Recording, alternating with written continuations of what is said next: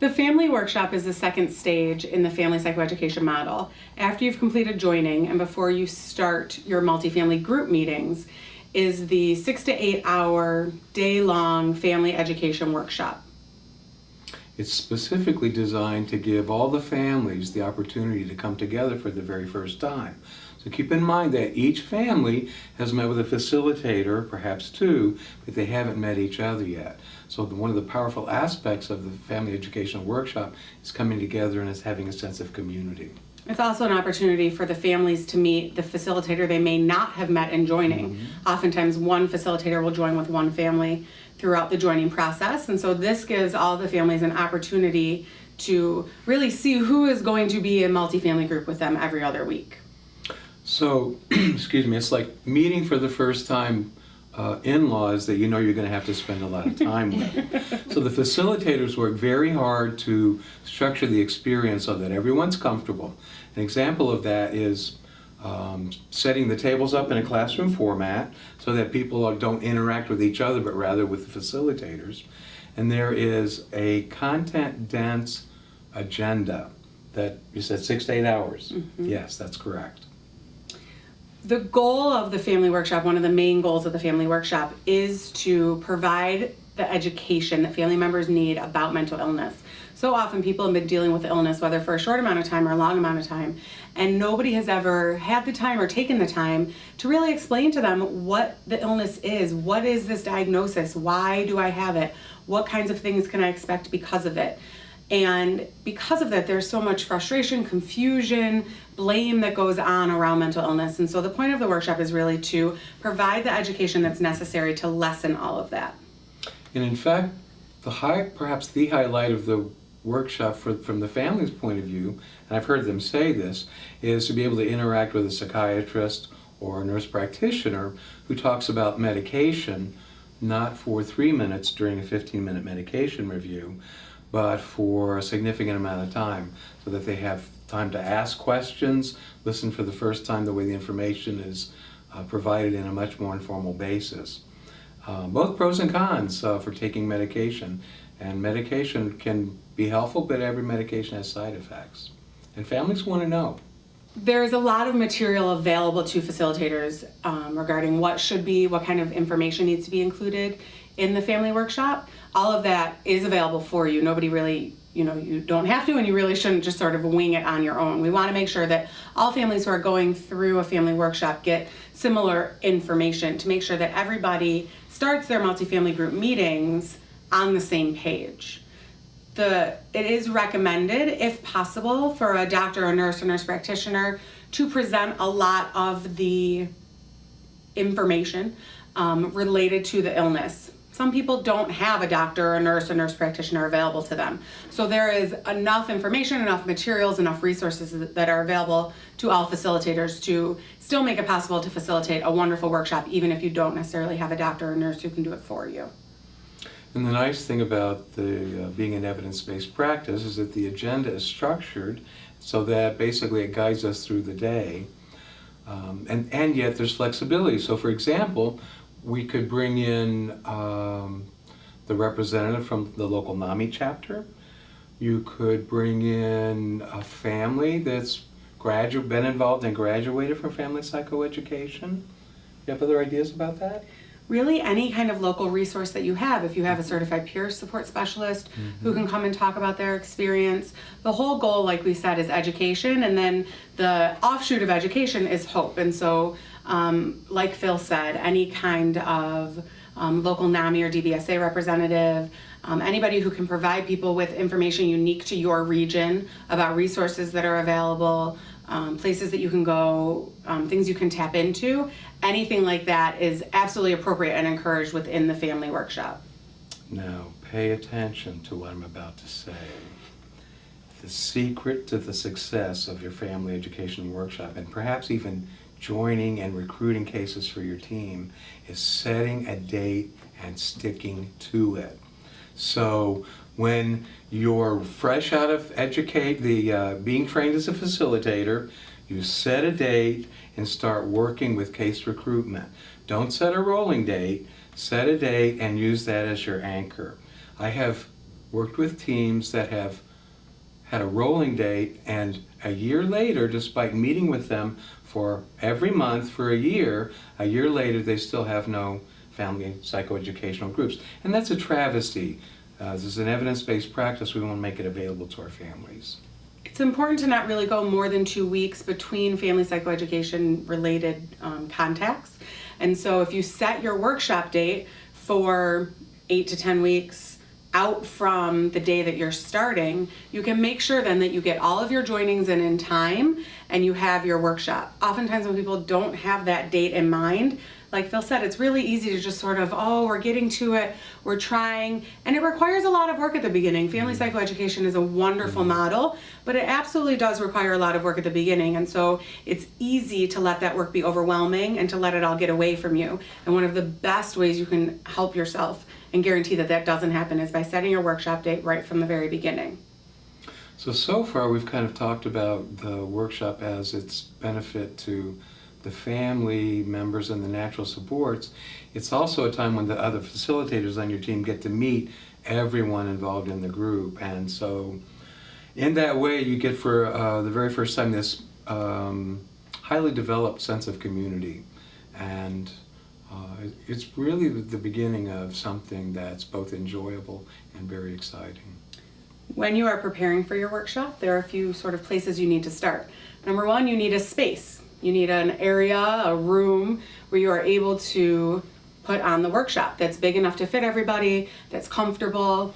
The room should be set up in a classroom format, so just like you're in school, rows of tables. So you need to be able to fit everybody within that. If you don't have space like that within your agency, maybe a clubhouse nearby does, maybe there's a community center or a church or something that'd be willing to donate some space to you. There are always resources, we just sometimes have to look a little bit harder to find them. But you have to start there and make sure that that room is secured for the date that you need it. After that, as facilitators, you can work together. It's a really good idea to provide a folder for everybody who is coming to the workshop. This folder can have in it all kinds of different things. It can have the factual information you're going to be talking about. It's a great idea to include some sort of community or area agency resource list of contact information for local NAMI chapters, DBSA, things like that. It's a really great idea to have information about the facilitators in there. Not everybody, like we said, this is sometimes the first time that families are getting to meet the other facilitator, and so that can be a little bit sort of nerve-wracking or scary. I have a really great connection with the person I joined with, but this other person is virtually a stranger. And so it can be really helpful to have some information, almost like bios of the facilitators in that folder for them. So it's the family education workshop on the big day. You think of it basically this way, that you're hosting a party. You want to be there early. You have the resources collected. You're there to welcome people and basically to create a very warm and reciprocal environment. I should say that another critical factor is making sure your media works well before the day that you need it. So set up the night before. I had the memorable experience of taking someone's word on that and having to break into my own local community of mental health to get a different television, because the one I used, as reported, didn't really work very well. So I felt like Mission Impossible. It was awful. So don't make that mistake. It's definitely good to be prepared. You also want to make sure that at your workshop you provide for the consumers and family members a schedule. When is group meeting? Even you could always do a calendar for the year of when group meetings are going to be. We know that the family psychoeducation model is all about working with the brain and making it so that the brain doesn't have to guess too much or do too much work to figure out sort of the extra things. And so by providing a calendar, a schedule for family members that they can stick with, that is also really, really helpful. And it also helps you as a facilitator because everybody kind of knows now when they're expected to be there. Another thing that can be really helpful on the day of the workshop is to provide name tags. As facilitators, we wear name tags. We break down the wall. We are, partners in the process, and so we wear name tags as well. But for everybody in the room to have a name tag, doesn't mean everybody will remember everybody's name. But again, it's like hosting a party. You want everybody to sort of get to know each other, be on the same field, and feel comfortable inside the space. And as usual for family psychoeducation, we work really hard at welcoming and interacting in a egalitarian relationship, so that we're reciprocating what we would ordinarily wouldn't be. Let me start over. As in family psychoeducation, one of the hallmarks is that we establish a relationship that's much more transparent and present than almost any other kind of treatment modality. And that's even more true for the family education workshop. You start off with sort of a light breakfast, and you have breaks and lunch. During lunch, you sit with a family that you don't know so that you can socialize and make them feel welcome and comfortable. It's just a really wonderful way to get to know the people you're working with. And frankly, you get to know the facilitators on your team in a way that isn't usual as well.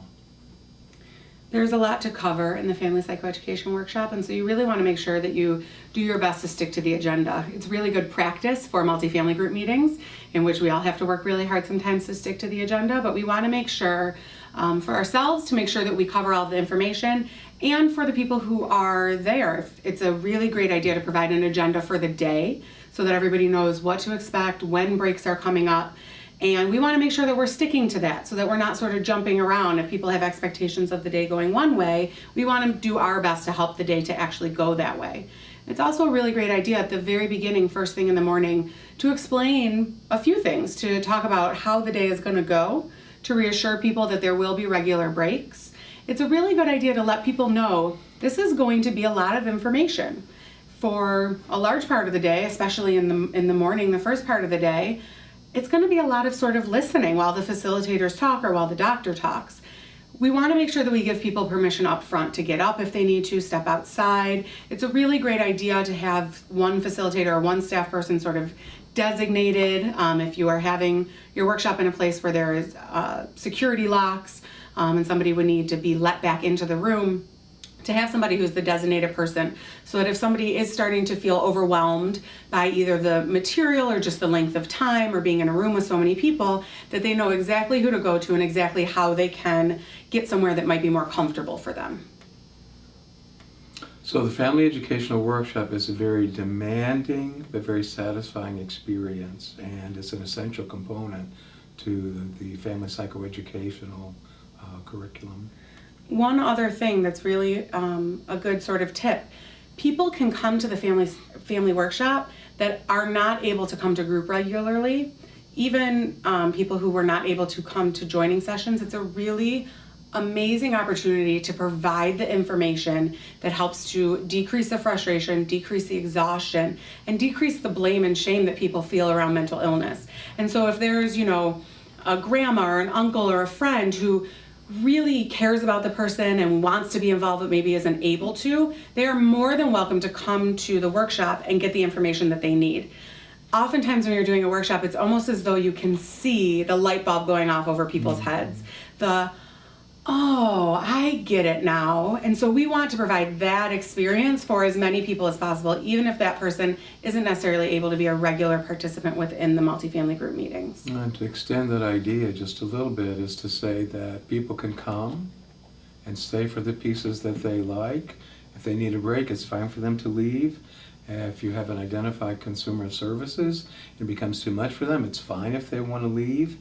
And when you gives a suggestion when you're recruiting families and natural supports, don't limit yourself to 10 or 12 families, over-recruit, and be more inclusive in your approach so that as many people as possible can take advantage of the experience. Remember, as the facilitator, we have awesome tools. We have our fidelity checklists that tell us exactly what should go into each family psychoed element. And so there is a checklist available for facilitators that lets us know everything that should happen within the family workshop. Because transparency is a really wonderful part of family psychoeducation, it's even okay to check that checklist during the workshop, to just say to families, I just want to check my list, make sure you guys are getting everything you're supposed to get, and that way it helps to make you feel more comfortable. You don't have to memorize everything or make sure that you're completely covered, because you are covered with the competency checklist. And another suggestion is to, in the way involve adult learners that you have by using a multimedia approach, using different kinds of media, different learning tools that you have. That's also part of the fidelity checklist, but it enhances the learning experience for the adult learners that are present.